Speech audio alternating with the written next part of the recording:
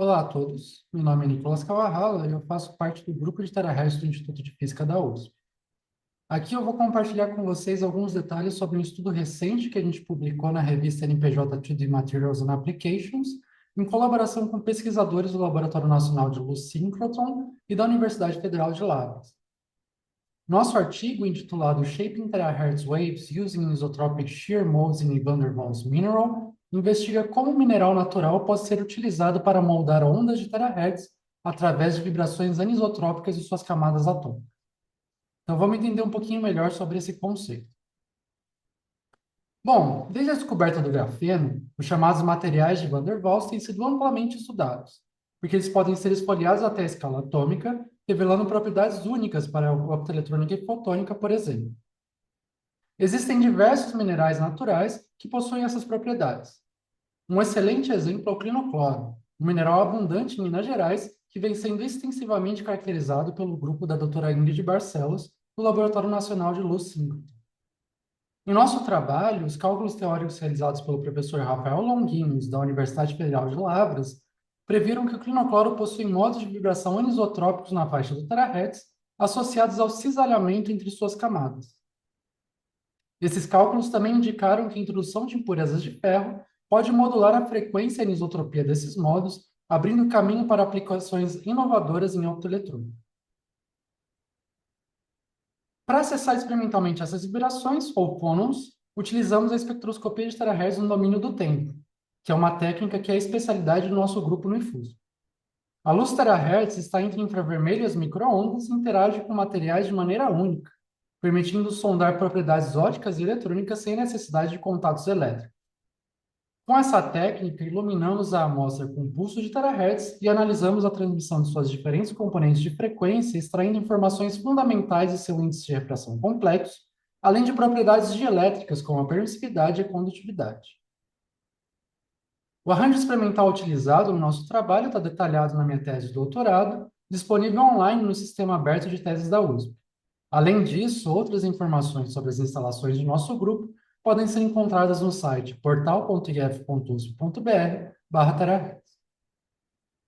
Então, voltando para o clinocloro e o trabalho que a gente desenvolveu, para entender como essas vibrações afetam a luz terahertz, a gente equipou nosso espectrômetro com polarizadores configurados para detectar mudanças na rotação e elipticidade da onda transmitida. Nessa animação aqui embaixo, a gente pode ver como o estado de polarização da transmissão varia conforme a gente gira a amostra, evidenciando a anisotropia ótica do clinocloro na faixa dos terahertz. Então, primeiramente, se a gente analisa a componente X da polarização, identificamos uma forte e estreita linha de absorção em 1.13 terahertz, bem próximo do previsto teoricamente. Essa ressonância não aparece no tal, tem uma estrutura semelhante, mas sem a mesma interação intercamadas do clinocloro. Além disso, o formato de absorção do clinocloro segue um comportamento lorentziano, característico de modos fonônicos. Então, tudo isso aqui acaba sendo um forte indício de que a gente está, de fato, vendo o modo fonônico de cisalhamento intercamadas que a gente previu, teoricamente, através dos cálculos. Bom, para entender melhor esse modo fonônico, a gente realizou medições adicionais às diferentes temperaturas utilizando um criostato. Nelas, a gente observou que, conforme a temperatura diminui de 300 Kelvin para 10 Kelvin, a frequência do modo aumenta ligeiramente. Isso ocorre porque a baixas temperaturas a vibração térmica das camadas diminui, fortalecendo a interação interatômica. Agora, feito mais interessante, a frequência do modo fonônico varia conforme a gente gira a amostra.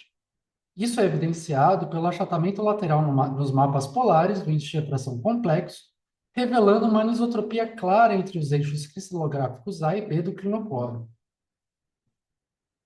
Para descrever esse comportamento, a gente ajustou nossos dados ao modelo de oscilador de Lorentz, que se encaixou perfeitamente às medições experimentais. Descobrimos então que o modo fonônico tem uma frequência mais baixa ao longo do eixo A e uma frequência mais alta ao longo do eixo B, o que evidencia a anisotropia.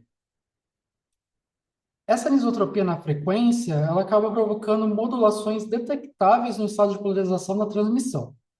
Então, por exemplo, quando a gente transforma os dados para uma base circular, a gente observa que o fônon absorve de maneira distinta as componentes circularmente polarizada para a direita e para a esquerda.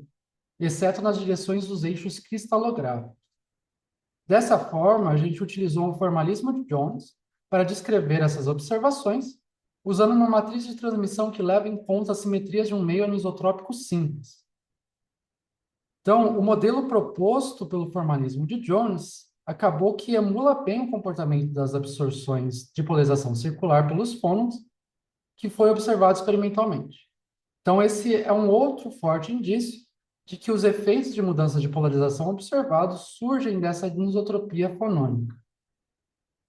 Para além disso, com os dados na base circular, a gente também consegue calcular quantidades como a rotação de Faraday complexa, onde a gente vê um interessante padrão surgir em torno da frequência de ressonância. Então, aqui nesses mapas polares de rotação e elipsidade de Faraday, os módulos máximos da rotação e da elipsidade ocorrem para orientações entre os eixos cristalográficos, enquanto que nas direções A e B não há efeitos significativos. Bom, então, para resumir as conclusões desse trabalho, nesse estudo a gente realizou medições de terahertz TDS, dependentes da polarização em uma amostra Book de climatório, onde a gente identificou um modo fonônico de cisalhamento anisotrópico. Então, essa ressonância observada em 1.13 terahertz se alinha às previsões teóricas e sua frequência varia com a orientação cristalográfica, confirmando a anisotropia do material. Além disso, mostramos que essa anisotropia não apenas afeta a absorção do terahertz, mas também modula a polarização da onda transmitida, um efeito descrito com precisão pelo formalismo de Jones. Esses resultados reforçam o potencial de minerais de Van der Waals na fotônica terahertz, abrindo caminho para novas aplicações de controle fonônico e manipulação de polarização. Por fim, eu agradeço a todos os pesquisadores envolvidos nesse trabalho, bem como o apoio das agências de fomento FAPESP, CNPq e FAPEMIG.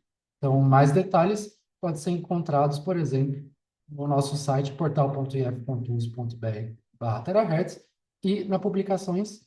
Então, obrigado pela atenção.